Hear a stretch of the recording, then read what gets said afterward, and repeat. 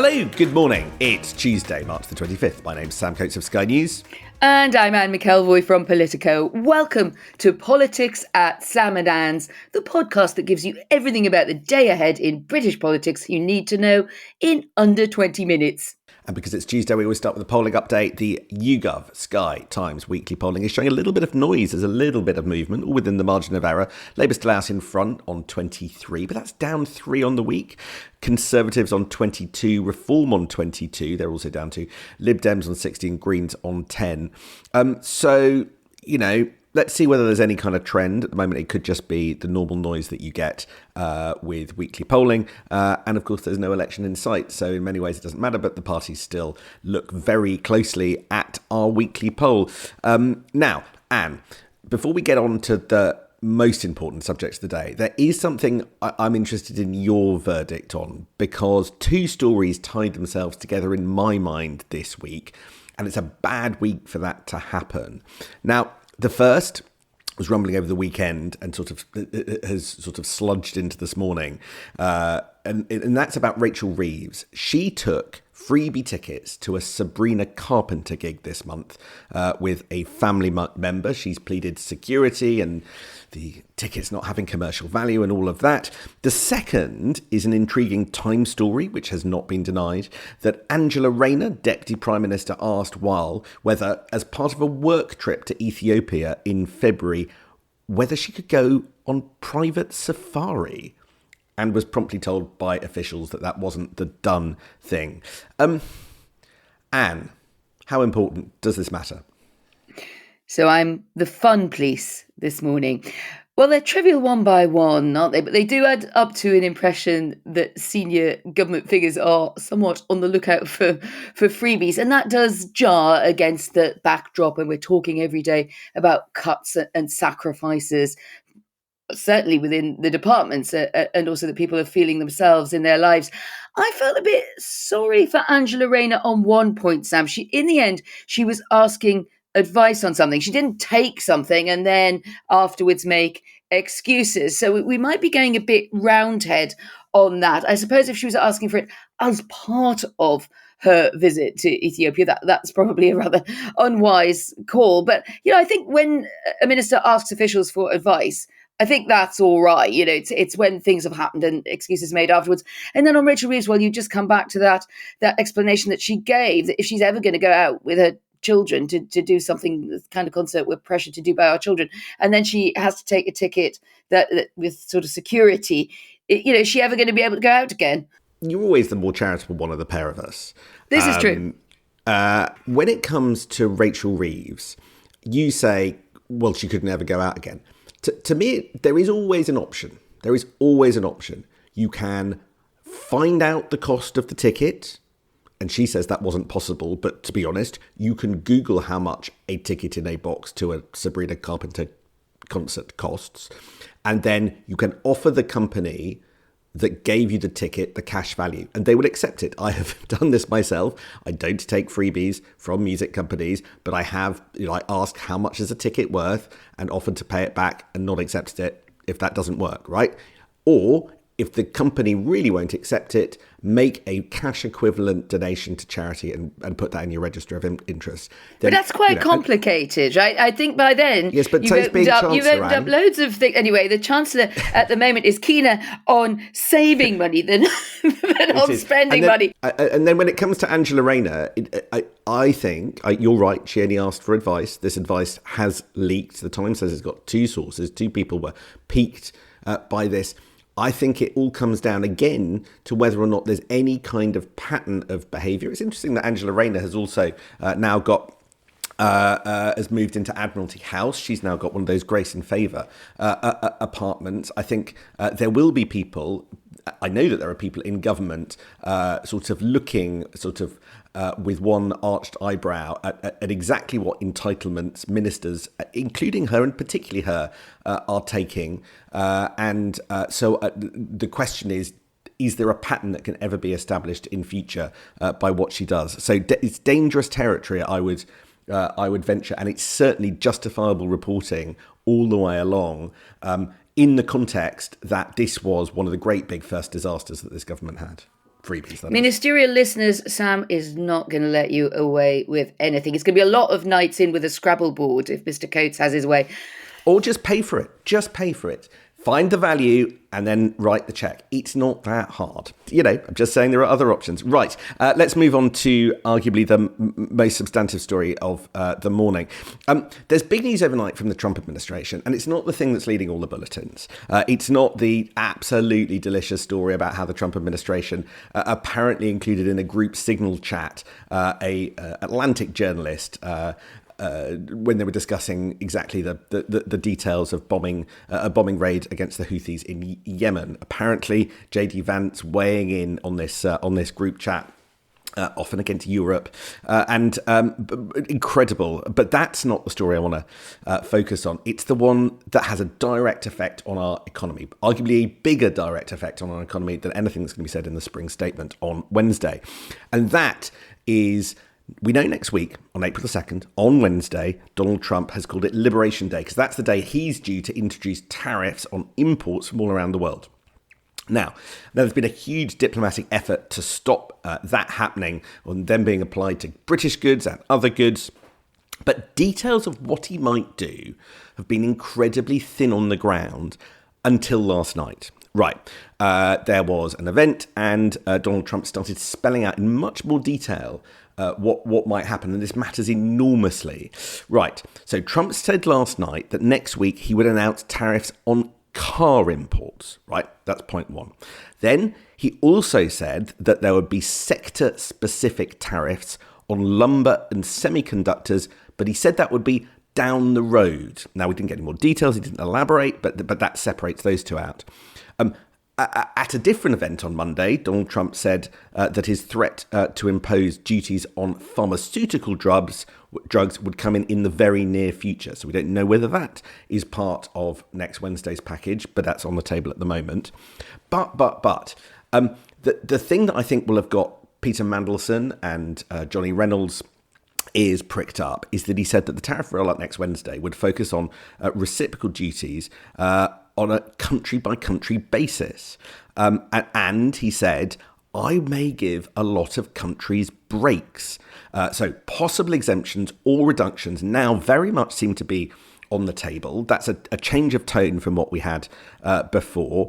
Now, the emphasis at the moment seems to be that he's thinking about reducing tariffs rather than not imposing tariffs. He said, they've charged us so much that I'm embarrassed to charge them what they've charged us, but it'll be substantial. You'll be hearing about that on April the 2nd.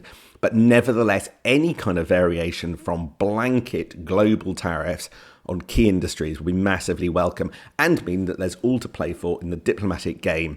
And Bloomberg, who provided me with lots of these details, said that, look, privately, people are telling them, people involved in the tariff discussion, that this has become a much more targeted package of duties next week than the one that it might have been. So the UK is currently racing to strike some kind of trade deal. The Times says this week. Number 10 think that's a bit optimistic.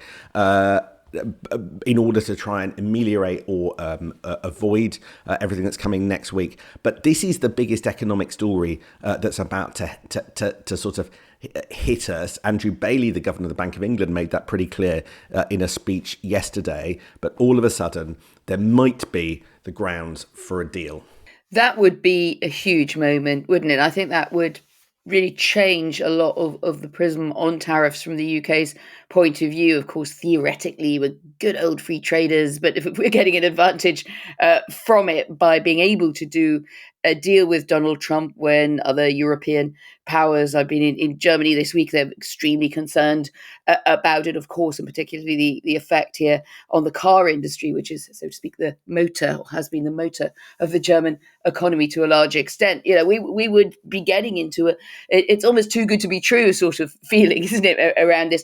The digital services tax, however, is clearly going to be in play as the sweetener, the olive branch, as I think you're interpreting it rightly, Sam, that something big is going to have to give on our side, and that will have major downsides politically. It's very difficult to say why you're giving these tax breaks to these incredibly wealthy and not always, in all cases, super responsible companies when it comes to some of their behaviours. She said legally carefully, but if we do get anything like the big, beautiful trade deal long promised, never delivered out of it, I think it's the kind of thing that Labour likes to do. She said, we're going to do something, it's going to be very painful. It doesn't suit a lot of our default settings. But look, we are the pragmatists in a world where everything is being shaken up. And they won't put it like this because we're all nice to our European neighbours these days, but there'll be a bit of quiet crowing that this is an area in which, by using the freedoms that we have outside the EU, that we've been able to leverage a deal with Donald Trump. And if it allows him to say, well, I'm being particularly nice, I didn't have to be this nice, well, let him have that. Of course, in the end, count the pounds, shillings, and pence, and dollars saved or gained or sacrificed, because it all comes down to that, doesn't it? Just what you gave and what you got. Art of the deal. Exactly. So it seems almost certain that one of the things that's going to be offered up is the digital services tax for sacrifice. That was something that actually I think came in when Rishi Sunak was Chancellor. The Office for Budget Responsibility says, next year, the year after, it raises about £1 billion a year. And it is paid by some of the richest companies in the world. And that means you're effectively giving a tax break to the super wealthy tech companies that are based largely overseas. At the same time, and people will draw the comparison even though the government denies it, as we're cutting, for instance, $5 billion from welfare. So it's very, very painful. I am struck this morning, I was just doing a bit of reading around, Anne, and if you look at what's happening over in Delhi, Reuters is reporting there that, lo and behold, India plans to scrap a contentious tax of 6% on digital advertisements that primarily affects US tech giants such as Google, Meta and Amazon to ease US concerns and advance a trade pact. So everybody is offering up something like this as a sacrifice to the Trump deity at the moment.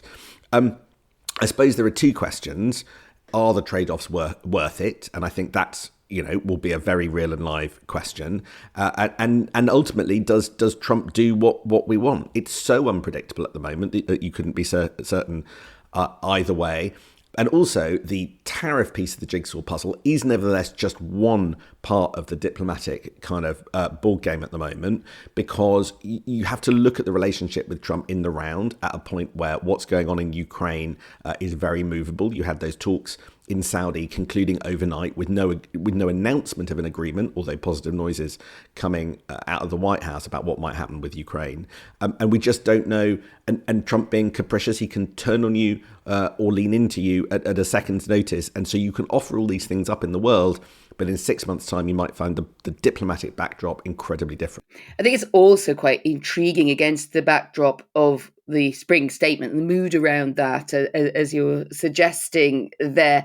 And on the one hand, we have this large potential giveaway, and that is money that then hasn't stuck around to be spent on other things. And one of the things I've just been keeping a bit of a watching brief on, and I'm guessing, Sam, that you probably got a bit of a ticker on this as well, is the way that the government is, on one hand, prepared to do that sacrifice if it gets the trade deal moving along the line, but at the same time it's having to find money down the backs of sofas and redesignate funding in some, shall we say, inventive ways, which our Politico playbook picks up on this morning. And one of the ways that that's happening is bringing forward spending. So there's going to be $2 billion to build new social and affordable homes announced by Rachel Reeves. But in fact, that's money kind of brought forward from which was going to sort of happen further down the line, or shall we say redesignated into something that it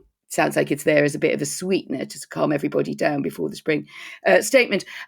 It's a rather interesting tale here that overseas security projects, including counterterrorism and peace building efforts, are set to end this month, says my colleague Mason Boycott Owen, because they come within that slashing of the overseas aid budget. And a lot of people say, well, it was that had to happen. That was a sacrifice needed to be made. But it does also lead into national security projects, because one thing that had happened was that these sort of NGO kind of projects were also being used much more to boost counterterrorism and national security, also in countries where that can easily come back to the UK. So I think what we're seeing, in short form, is all sorts of money is being scrabbled up and put into different pots, anything to avoid it breaking the spending girdle. Cool. Right. More on the spending review tomorrow. We've parked that for today.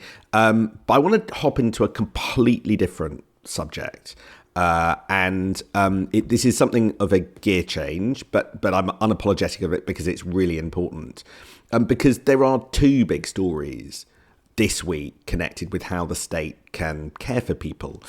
Now, some people will want to discuss both of these stories in the same breath. Others will be absolutely horrified and offended at any attempt to do so. So I'm not going to make the direct link. I'm just going to point that they're running in parallel. One is the cuts to disability, full details of which we get tomorrow.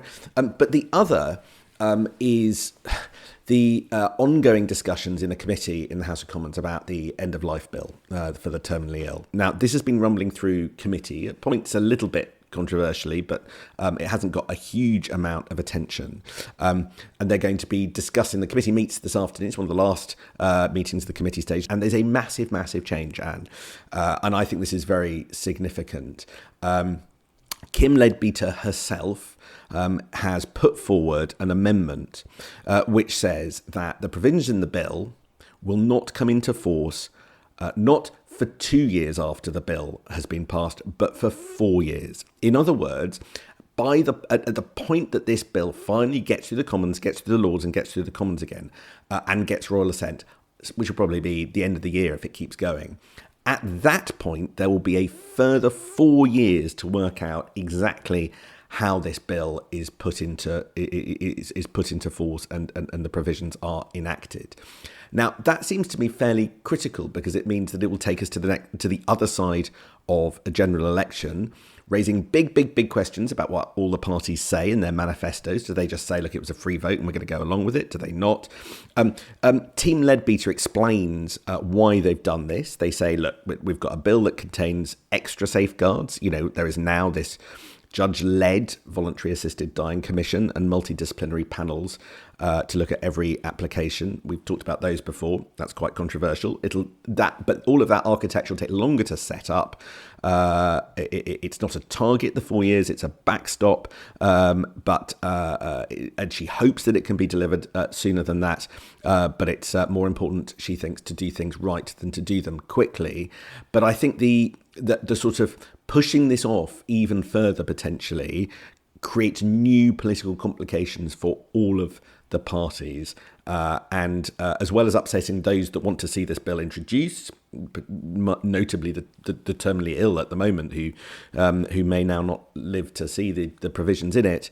I think that there is also, and it feels bad to talk about this in the context of this subject matter, but there is now a political headache for party leaders come the next election, all of whom's parties are split on this issue. I'm just listening there to what you say about that, because I'm one of those people who's in a kind of swing state position on this issue myself personally. And just looking at it the other way, there has been quite a lot of pushback and there's been a lot of concern across the political spectrum from people who oppose this bill. So from their point of view, and they're not only, I think perhaps that has taken Kim Leadbeater and people who support it a bit by surprise, is the depth of feeling from across the Labour Party, certainly from some religious and other groups, but also just from people who happen not to agree with it. I mean, Wes Streeting's a good and prominent example, and that maybe that has sort of slightly unnerved the proponents in terms of the timing, possibly leading to the delay that you describe.